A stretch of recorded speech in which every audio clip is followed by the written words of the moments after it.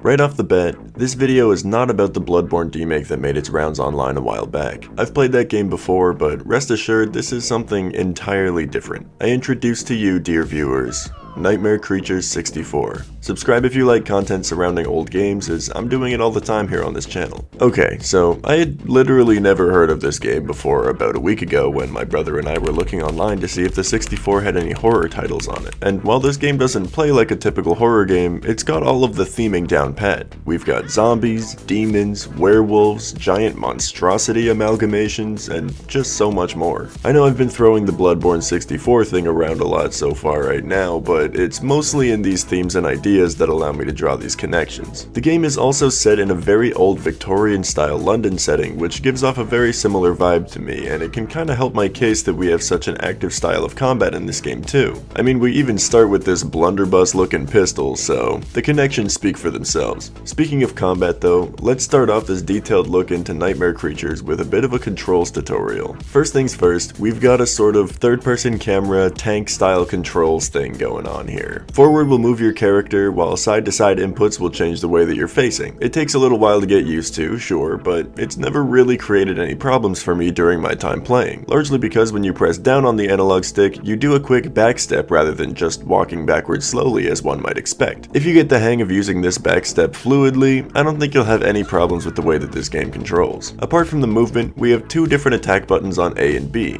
A attacks with the weapon that you're holding, and B allows your character to attack with kicks as well. Through a little starting experimentation with these buttons, you'll probably come to notice pretty quickly that each one of them has a 3-hit combo, as well as a couple more unique attacks when holding forward and attacking. But that's not where the combat complexity ends here. As you work your way through more and more of the game, there will be more button combinations showing up, giving you more ways to ruin anybody standing in your way. There are combos that close quite a bit of distance, combos that add powerful enders to your original 3-hit combos, and combos that completely dismember your demonic adversaries. These ones are particularly useful in the way that they will keep enemies like the common zombie from coming back to life to follow you. The best part about these combos though is that even if you haven't been told how to do one, but you find it out through experimentation anyways, there's nothing stopping you from using it. The combo tips were purely just meant to add to your gameplay as you play through the game for the first time, but you aren't actually unlocking any features. I think this is a really natural way to add to a gaming experience without taking away from subsequent playthroughs that you might be doing in the future. If you know your combos, you're free to use them straight from the get-go to your heart's content. To top it off control-wise, you have side-strafing jumps that automatically circle your opponent when in combat, a block button that doesn't even let chip damage through, allowing you to dictate the pace of combat, and you have a jump button. You can do one of two attacks coming out of the air, and this button can also be used in certain combos during combat. Other than your character's controls though, you also have an item wheel here, the items in which can be used with Z. Holding R and hitting left or right will scroll through the items that you're holding, and healing items can even be used while you're blocking in combat, which is such a nice touch. Honestly, I'm just majorly impressed with how this game allows you to handle within it for the time period that it was produced in. Control-wise, an easy 10 out of 10 from me. But let's talk about game structure here, because it really would be too good to be true if this game had one giant connected world like Bloodborne did all the way back in 1998. Rather than a complete and connected world structure here, we'll be playing this game in levels, 16 levels to be exact. While that may not sound like a lot, there is a ton to do in every level that you'll be fighting your way through. In a lot of the levels, there will be many different paths that you can take while you're searching around. A lot of them will lead to secret areas with more enemies or obstacles in your way that you must overcome to be rewarded with some good items, and some of them will even be necessary to find a lever that opens up a path further into the stage that you haven't been able to pass yet. On the flip side though, in some of the more serious pieces of the story, the stages play out more linear with only a couple of small side paths that reward you with healing or extra lives to make your journey less stressful. I really love the way that these levels are constructed, and honestly, the sheer scale of them still surprises me. Very often in some of these levels, I would find myself thinking that the end has to be after one of these tough groups of enemies, only to play another 10 minutes in that level before reaching the end. This game having 16 levels is much more a blessing than a curse in my opinion. Not to mention, these levels are packed with enemies. I don't mean in sheer numbers here, but just in the number of unique enemies with unique attacks and timings that they make you fight against. I know I briefly mentioned some of them earlier, but trust me when I tell you that you won't just be fighting the the same dudes over and over until the end of the game. Maybe the exception here is this big blue man, as he's probably the most recurring monster out of them all after you've seen him for the first time, but really getting used to every enemy type and the way that they attack and dodge around you can be really tricky. But what are we killing these monsters for anyways? Can't we just practice defense with controls and zip past everything speedrunner style?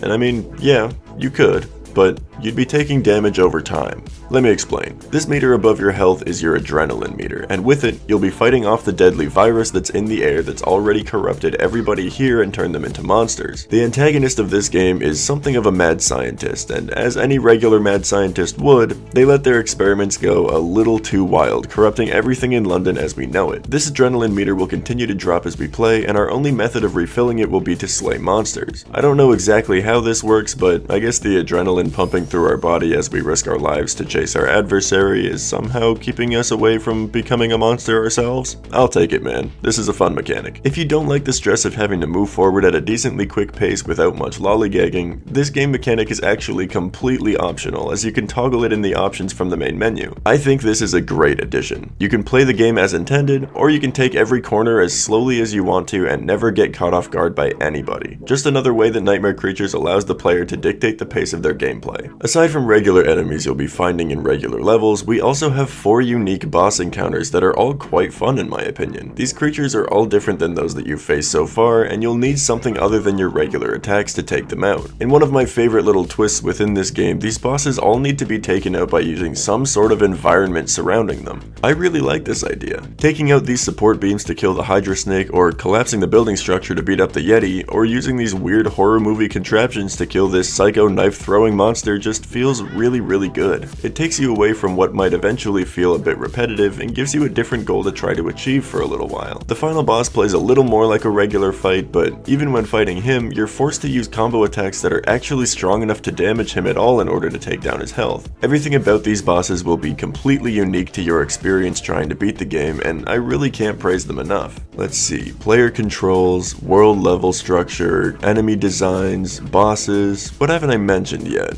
Oh, maybe the fact that there's a completely second character that you can play with a different weapon and completely different set of combos? This is a choice you'll be making before you even started your journey through this game, playing as Ignatius or Nadia. So far, all my footage has been showing Nadia, as I'm prone to picking the female characters if I have the option, but Ignatius is also very cool. His combos look wicked, his character honestly looks more badass than Nadia, and I'm really excited about the replayability I'm gonna find in this game coming back to it with a completely fresh character. I feel like there aren't enough games that I know of that give you such a crucial choice as this, especially in games coming out today. There's just a special feeling that you get finding a character that works best for you in any game that you enjoy playing. Once you've beaten the game completely, you're able to select whichever stage that you want to play, whether or not you'd like to play with unlimited lives, and you get to select whether or not to play as the monsters. I just thought this part was really cool, as it takes an immense amount of time and effort to beat this game. A little reward like this was totally unexpected by me, but feels so right for this type of game. Every level will have you playing as a different one of the monsters that you faced playing through the game the first time. All of these monsters are less realized than our main characters though. We only have maybe 4 attacks with all these guys, but it's honestly pretty fun to just run around with a lot of them. Some of them are actually quite fast attacking, while others feel a little bit clunky to control, but I'm very happy that this exists as an option. It's really just a good bit of fun. Anyways, I've been going on about this game for some time already, and now I feel like I've covered just about everything that blew me away with this game. And hey, I guess this video proves that my love for N64 titles doesn't only lie with the games that I grew up playing. My N64 collection continues to grow all the time, and if you like these videos of my deep dives into a very old,